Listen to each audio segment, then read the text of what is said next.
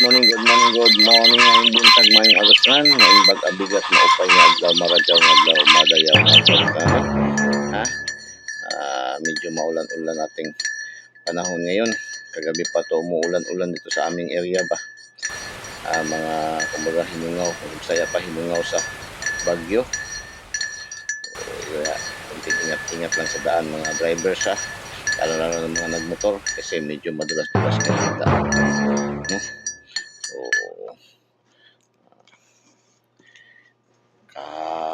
Simula kagabi parang 3 beses minto, tapos umulan naman ulit, minto, umulan naman ulit hanggang galing ng madaling araw. Hanggang ngayon, maambon-ambon pa dito sa amin, Davao, no? So, okay, good morning again. Shout out sa ating mga viewers, followers, and subscribers all over the globe. Coffee time with Kuya din. Maraming nagsasabi. Mayroon na akong nabasang comment ba na, Kuya, diba ang kape nakaka-diabetes man din yan? Oo. Nakaka-diabetes man. Naamin natin na nakaka-diabetes. Pag hindi tama yung ano mo. Lahat man ang hindi tama ay nagkakaroon mo talaga ng masamang effect. Kahit vitamins nga, masubrahan ka ng inom ng vitamins, nagkakaroon yan ng masamang effect din. No? Ako, kung nagkakape ako sa isang araw, sa isang itong mug ko, isa at kalahating kutsara lang talaga na brown sugar ginagamit ko, no? Ganyan lang ang timpla ko. Tapos yung kopi niyan mga 1/4 lang nito. Yan lang, no? Yan lang ako. Yung iba kasi halos mapuno na rin yung dito, no? Sara ng kape, tapos 5 kutsara na sukal. Ay, ang kape naman talaga, may lahat ng bagay minsan nakakadalo, no? Lalo na yung may mga insomnia, no? Mayroon ng mga symptoms of insomnia. So wag na lang kayo magpapaano ng kape. Kung gusto niyo mag-inom ng kape, isang tasa lang. Yan lang ma-advise ko. Isang tasa lang sa umaga lang. Pinaka-importante naman talaga ang kape sa umaga para pang-pa-alert ng ating mind, no? Pang-pa-alert ng ating mind, isipan, kasi yung caffeine kasi nakakapag-boost yan ng ating mindset, ng ating kaisipan kapag bukas yan. Kaya nga yung mga energy drink, merong mga caffeine yan.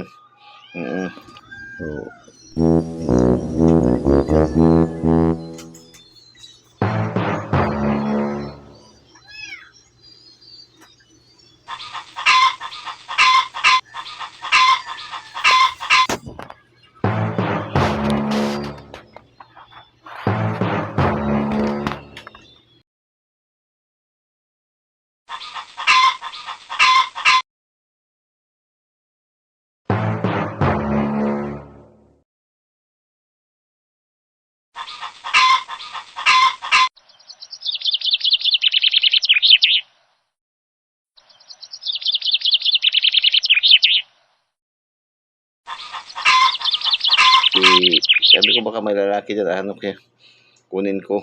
Kaya yun, nag-adapt ako ng pusa. Kasi may daga kahapon, parang maliit pa lang nga yung, mas malaki pa yung mga daga kaysa dito maliit namin ng pusa ngayon. Kaya po, na-notice ko walang daga. Sa busis pa lang. So balik tayo sa sa coffee. Coffee time with Kuya din. Pag good vibes lang tayo. So, shout out sa mga nakagets kahapon, no? Sa mga nakagets kahapon, shout out sa inyong lahat. 2:00 ng hapon, yung karamihan naman din sa atin, lumabas na naman yung sa ating mga numero ay sa STL pa rin, no? STL pa rin yung karamihan nating numero. Pero kahapon sa 2:00, ito na ang highlight natin para hindi tayo maubusan ng oras. 2:00 kahapon sa National 496, no? So bigay natin to siya. Shout out sa mga friends. Marami rin nagpa-thank you kasi bigay ko to kahapon doon sa dito sa ating page, no? Dito sa ating page, sa Coffee Time with Kuya, sa ating page, bigay natin yan. Tapos dito rin sa yung ating Coffee Time na love story, no? Sa page natin, doon sa ating adventure ni Kuya Den, doon, no? Sa ating page love story natin, nandiyan, no? Tapos bigay ko rin yan doon sa natin, no? Yan, no? Binigay ko rin yan doon. Yung tatanong kung ano ba ng account. Yan yung account ko sa TikTok, no? Meron din tayo doon, no? So, bigay na bigay natin yan kahapon. So, shout out sa mga nakagets,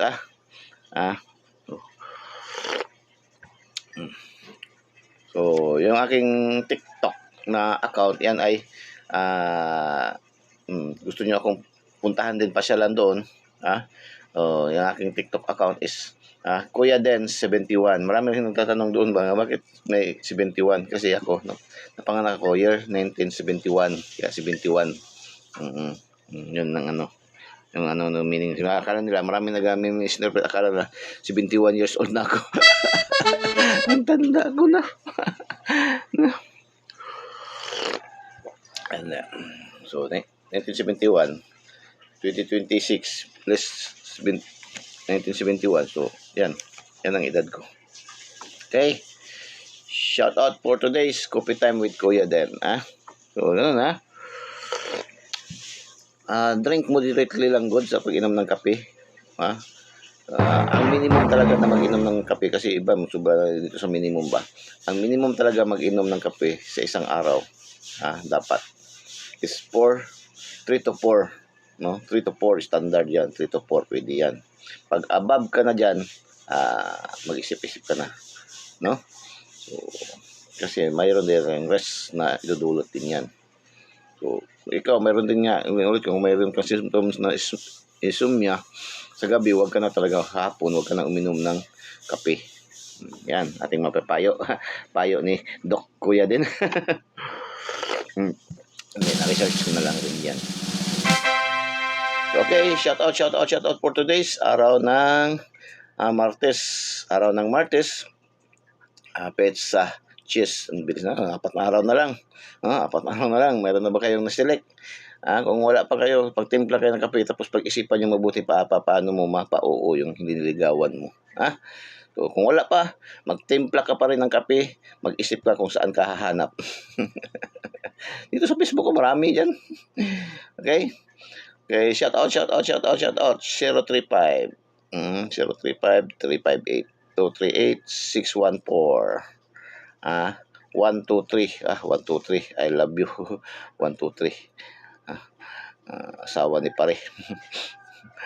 421-357. Uy, Tuto Fernando. Ating pag-good vibes for today. Pag-good vibes 235-230. Pinakamaganda din yan. 852-214-346-521-538. Yan ating good vibes. Ating pa-double 622-922-122-575. No? Yan ating pa-double. May tryo tayo. Isa lang. Ang tryo natin ngayon, recommended 222. Okay? Yan ating coffee time with Kuya Den. Good luck and God bless. Bye-bye. Juice Mabalus. I love you.